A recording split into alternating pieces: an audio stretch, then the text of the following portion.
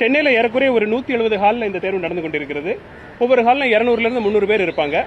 இப்போ நம்ம இங்கே பார்வையிட்டு கொண்டிருக்கிற இந்த தேர்வு மையத்தில் 200 மாணவர்கள் நமக்கு விண்ணப்பித்திருந்தார்கள்.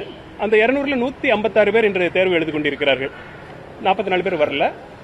ஸோ இந்த தேர்வுகளுக்கான முடிவுகள் ஒரு 2 மாதத்தில் வெளியிடப்படும். 2 மாதத்துக்குள்ளாக வெளியிடப்பட்டு அடுத்து மெயின் தேர்வு அதிலிருந்து ஒரு 3 மாதத்துக்குள்ள நடைபெறும்.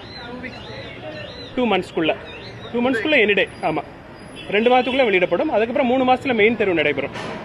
இந்த தேர்வில் மொத்தம் 72 பணிகள் இன்று 72 போஸ்ட் இருக்குது. இந்த தேர்வில் deputy collector 28 post, DSP 7 post, assistant commissioner commercial taxes 19 post, அப்புறம் AD rural development, district employment officer, AC labour, assistant conservator of forest உள்ளிட்ட பல பதவிகள் இதில் இருக்குது.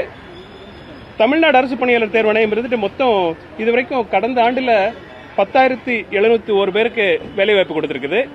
இந்த ஆண்டு ஜனவரியிலிருந்து இன்று வரைக்கும் ஏறக்குறைய 10,227 பேருக்கு வேலைவாய்ப்பு வழங்கப்பட்டுள்ளது. இப்போ நம்ம இனிமே அறிவிக்கக்கூடிய தேர்வுகள், இப்போ நடந்து கொண்டிருக்கிற தேர்வுகள் இதெல்லாம் முடிந்து ஏறக்குறைய இன்னும் ஒரு 12,231 பேருக்கு நம்ம வேலைவாய்ப்பு வழங்க வாய்ப்பு இருக்கிறது. ஸோ இந்த தேர்வுகள் எல்லாம் திட்டமிட்டபடி அரசு பணியாளர் தேர்வாணையத்தால் குறித்த நேரத்தில் நடத்தப்பட்டு முடிவுகளும் குறித்த நேரத்தில் வெளியிடப்பட்டு வருகின்றன. இன்றைய தேர்வு பொறுத்தவரை நம்ம ஒரு எளிமைப்படுத்தப்பட்ட OMR ஷீட்டை இன்ட்ரடியூஸ் பண்ணியிருக்கோம். முன்னாடி நம்ம இந்த OMR எக்ஸாமில் சில காம்ப்ளிகேஷன்ஸ் இருந்தது அந்த எக்ஸாமினேஷன் ஆன்சர் ஷீட்டில். அதில் அதில் உள்ள இன்ஸ்ட்ரக்ஷன்ஸ்லாம் ரொம்ப கிளியராக இல்லாமல் நிறைய இன்ஸ்ட்ரக்ஷன்ஸ் இருந்தது. இப்போ இந்த மாதிரி நாங்கள் இன்ஸ்ட்ரக்ஷன்ஸ்லாம் சிம்பிளிஃபை பண்ணி மாணவர்கள் அதை எளிதாக அந்த தங்களுடைய விடையை பூர்த்தி செய்யுமாறு நாங்கள் ஏற்பாடு செய்திருக்கிறோம். அதனால் இது பயனுள்ள முயற்சியாக இருக்கும் என்று நான் கருதுகிறேன். பழைய முறையில் நம்ம அந்த ஏபிசிடெல்லாம் எவ்வளோ ஏ, எவ்வளோ பி, எவ்வளோ சி, எவ்வளோ டின்னு சொல்லிட்டு டோட்டல் போட்டு போடணும்னு சொல்லிட்டு நம்ம போட்டு வச்சிருந்தோம். அதுக்காக கூடுதலாக ஒரு 15 நிமிஷம் வரை மாணவர்களுக்கு ஆகிட்டு இருந்தது. இப்போ நம்ம அதுக்கு பதிலாக அவங்க எவ்வளவு கேள்விகளை ஆன்சர் பண்ணாமல் விட்டுருக்காங்கன்னு சொல்லிட்டு சிம்பிளிஃபைடாக கேட்குறோம்.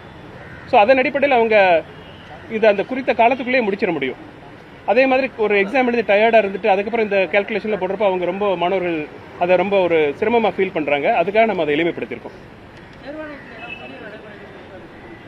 தேர்வாணையத்தில் நிறைய இப்போ நம்ம தேர்வுகளை நடத்த நம்ம டிஎன்பிஎஸ்சி இருந்து ஏறக்குறைய ஒரு 95 ஆண்டு கால அனுபவம் உள்ள ஒரு தேர்வாணையம். அதனால் ஒவ்வொரு முறையும் நம்ம அனுபவத்தின் அடிப்படையில் பல முன்னேற்றங்களை பண்ணிகிட்டே வர்றோம். அதே மாதிரி இப்போ கடந்த ஒரு 6 மாதங்களாக டிஸ்கிரிப்டிவ் பேப்பரை எப்படி நம்ம இன்னும் சிறப்பாக திருத்துறது, அதே மாதிரி டிரான்ஸ்போர்ட்டேஷன் எப்படி சிறப்பாக பண்ணுறது, இன்னும் ஒவ்வொரு இதுலேயுமே நம்ம சிலபஸ் இப்போ நம்ம அதிகபட்சமாக பார்த்தீங்கன்னா சிலபஸில் பல விதமான மாற்றங்கள் கொண்டு வந்திருக்கோம், எளிமைப்படுத்திருக்கோம். மாணவர்களுடைய ஃபீட்பேக்கை பேஸ் பண்ணி ஸ்டாண்டர்டைஸ் பண்ணுறோம். முதல்ல இப்போ ஒரே தேர்வுக்கு பல சப்ஜெக்ட் இருக்கும் ஒரே பரீட்சைக்கு, அதெல்லாம் நாங்கள் ஒன்றாக்கி மாணவர்கள் காமன் எக்ஸாம் எழுதுகிற மாதிரி நாங்கள் ஏற்பாடு பண்ணிட்டு இருக்கோம். அதே மாதிரி முன்னாடிலாம் டிஎன்பிஎஸ்சியில் 90-95 எக்ஸாம் நடக்கும்.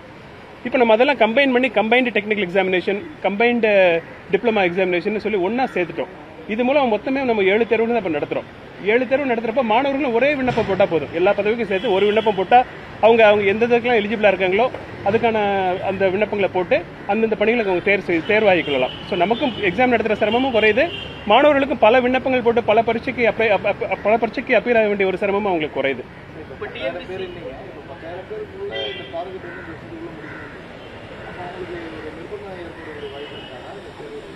அதாவது இந்த எக்ஸாம்ஸ் இருந்து நமக்கு நான் சொன்ன மாதிரி 7 எக்ஸாம்ஸ் தான் மொத்தமே. முன்னாடி 20-25 எக்ஸாம் இருந்த இடங்கள்ல இப்போ நம்ம 7 ஒன்றா சேர்த்துட்டோம். அதனால அவங்களுக்கு அந்த நிறைய தேர்வுகள் எழுதணுங்கிற ஒரு சூழ்நிலை கிடையாது. ரெண்டாவது அந்த எக்ஸாம்ஸ் நம்ம முன்கூட்டியே சொல்லிடுறோம். போன நவம்பர்லேயே இந்த வருஷம் எந்த தேதியில் தேர்வு நடக்கும் நம்ம மாணவர்களுக்கு சொல்லிடுறோம். அதனால அவங்க படிக்கிறதுக்கும் திட்டமிடலாம். அது மாதிரி வெளியூர்ல இருந்தாங்கன்னா அந்த தேர்வு எழுதுறதுக்கு எப்படி வருதுன்னு சொல்லி அவங்க திட்டமிட்டு கொள்ளலாம். பொதுவாக தமிழ்நாடு பொறுத்த வரைக்கும் அந்த அளவுக்கு பெரிய அளவில் மால் பிராக்டிஸில் மாணவர்கள் ஈடுபடுறதில்லை. ஏன்னா நம்ம டிஎன்பிஎஸ்சியோட எக்ஸாம் சிஸ்டம் மேலே மாணவர்களுக்கு ஒரு முழு நம்பிக்கை இருக்கிறதுனால மாணவர்கள் நல்ல முறையில் எழுதுறாங்க. ரொம்ப அவங்கள கடுமையான முறையில் என்ஃபோர்ஸ் பண்ணி நம்ம ஒழுக்கத்தை கொண்டு வரணுங்கிற ஒரு சூழ்நிலை தமிழ்நாட்டில் கிடையாது.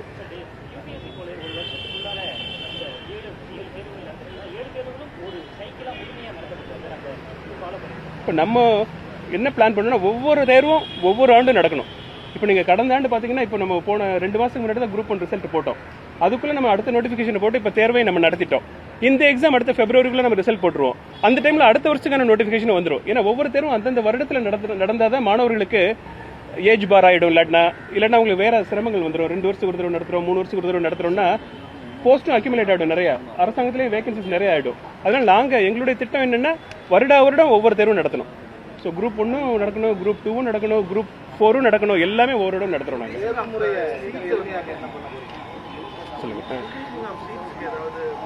இந்த சீட்ஸ் பொறுத்த வரைக்கும் நமக்கு தேர்வோட ஆரம்பத்தில் ஒரு நம்ம சீட்ஸ் சொல்லுவோம், ஆனால் தேர்வோட முடிவு அறிவிக்கிற வரைக்கும் நம்ம அதை இன்க்ரீஸ் பண்ணிகிட்டே போவோம்.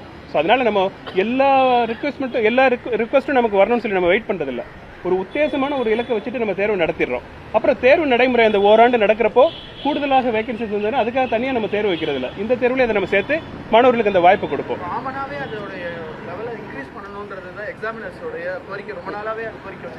அதான் வேகன்சிஸ் நம்ம அதிகப்படுத்தணும்னு நாங்களும் முயற்சி பண்ணுறோம். ஏன்னா ஒரே தேர்வில் நம்ம நிறைய செலெக்ஷன் பண்ணணுங்கிறது நம்மளுடைய எண்ணம். அப்போ தான் அப்ளை பண்ணுற ஸ்டூடெண்ட்ஸுக்கும் நிறைய வாய்ப்பு கிடைக்கும். அதனால் நம்ம அதுக்கு எல்லா முயற்சிகளும் நம்ம எடுத்துகிட்டு இருக்கோம். எக்ஸாம் முறையை எளிமைப்படுத்துகிற பற்றி அவர் கேட்டார். எக்ஸாம் முறை எளிமைப்படுத்துறதுக்கு நாங்கள் என்ன பண்ணுறோம்னா சிலபஸை முதல்ல ஸ்டாண்டர்டைஸ் பண்ணுறோம். அதே மாதிரி சிலபஸில் நம்ம 10 யூனிட்டாக பிரிக்கிறோம் ஒவ்வொரு சிலபஸையும். ஏன்னா இப்போ சிலபஸை நம்ம கரெக்டான முறையில் பிரிக்கலன்னு வச்சுக்கோங்களேன், சில பேர் ஒரு சாப்டரில் நிறைய கேள்வி கேட்பாங்க, இன்னொரு சாப்டரில் கம்மியான கேள்வி கேட்பாங்க. ஸோ மாணவர்களுக்கு எப்படி தயார் பண்ணுன்னு சொல்லிட்டு அவங்களுக்கு ஒரு தெளிவு இல்லாமல் இருக்கும். அதனால இப்போ நம்ம ஒவ்வொரு பரீட்சையுமே 10 யூனிட்டாக பிரிச்சிருக்கோம். ஒவ்வொரு யூனிட்லையும் 20 கேள்வி வருமா 25 கேள்வி வருமானு சொல்லி முன்கூட்டியே நாங்கள் மாணவர்களுக்கு எங்கள் வெப்சைட்டில் போட்டிருக்கோம். அதனால் அதுக்கு தக்கபடி மாணவர்கள் தங்களுடைய முயற்சியை பரவலாக்கி எந்த சாப்டரில் கவனம் செலுத்தணும்னு சொல்லிட்டு நல்லபடி படிக்கிறதுக்காக நாங்கள் ஏற்பாடு பண்ணிட்டு இருக்கோம்.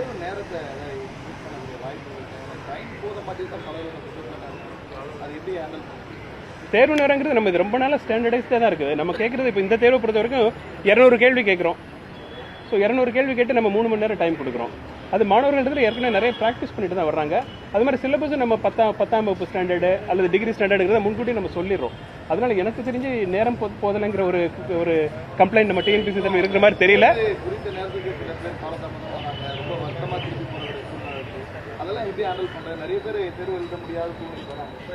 அதாவது தேர்வுங்கிறது எப்படி ஒரு ட்ரெயின் மாதிரி, ஒரு ஃப்ளைட் மாதிரி. ட்ரெயினும் ஃப்ளைட்டும் நீங்கள் ட்ரெயினில் ஏறணும்னா ட்ரெயின் கிளம்புற டைமுக்கு போய் சேரணும். அது மாதிரி ஒரு தேர்வுங்கிறது ஒரு ஆளுக்காக நடத்தப்படுற தேர்வு இல்லை. தமிழ்நாடு முழுவதும் 1,50,000 பேர், சில தேர்வுகளில் 25 லட்சம் பேர்லாம் எழுதுறாங்க. நம்ம இதில் ஒவ்வொரு இண்டிவிஜுவல் கேஸையும் நம்ம தனித்தனியாக பார்த்துட்டு இருந்தோம்னா பெரும்பாலும் நம்ம சென்டர்ஸை ஊருக்கு நடுவில் வைக்க தான் முயற்சி பண்ணுறோம். கம்ப்யூட்டர் பேஸ்டு டெஸ்ட் இந்த மாதிரி ஒரு சில டெஸ்ட் நடக்கிறப்போ அந்த கம்ப்யூட்டர் மையங்கள் ஊரை விட்டு தள்ளி இருக்குது. பொதுவாகவே மாணவர்கள் வந்து தேர்வுங்கிறது அவங்க வாழ்க்கையை ஒரு முடிவு பண்ணக்கூடிய ஒரு முக்கியமான விஷயங்கிறதுனால தேர்வு மையத்தை முதல் நாளே வந்து பார்த்துக்கணும்.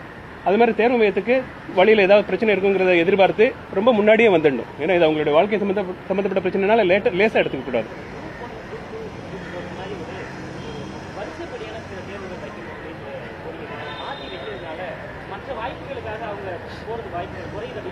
அதாவது நீங்க என்ன சொல்றீங்கன்னா, முக்கியமான தேர்வை முதல்ல நடத்திட்டோம்னா அந்த தேர்வில் சேர்ந்த மாணவர்கள் அந்த முக்கியமில்லாத தேர்வில் மறுபடியும் போய் இன்னொரு போஸ்ட் எடுக்காம அந்த போஸ்ட் அடுத்தவங்களுக்கு கிடைக்கும் நீங்க சொல்ல வரீங்க. இது உண்மைதான். இதுல ஆனா எப்படின்னா சில தேர்வுகள் 3 கட்டமா நடக்குது. முதல்நிலை தேர்வு, மெயின் எக்ஸாம், இன்டர்வியூ. சில தேர்வு ஒன்லி முதல் ரிட்டன் எக்ஸாம் வச்சு இப்போ குரூப் 4 நம்ம முடிவு பண்ணிடுறோம். அதனால சில சமயம் ஓவர்லாப் ஆயிடுது. இருந்தாலும் நம்ம முடிஞ்ச வரைக்கும் கஷ்டமான தேர்வை முதல்ல முடிச்சுட்டு அதுக்கு அடுத்த முக்கியமான தேர்வு நடத்தணும் தான் இப்போ நம்ம திட்டம் போட்டுட்டு இருக்கோம். சில சமயம் அது சரியா வரல, பட் இனிமே நாங்கள் அதை சரி பண்ணிடுவோம். இல்லை, நான் சொன்ன மாதிரி எல்லாமே டென்டேட்டிவ் நம்பர் தான் நம்ம முதல்ல கொடுக்குறோம். ஸோ இப்போ நம்ம 3,900 பேருக்கு நம்ம விளம்பரம் கொடுத்துருக்கோன்னு நினைக்கிறேன். அது கடைசி கட்டத்தில் இன்னும் நிச்சயமாக அதிகமாகும்.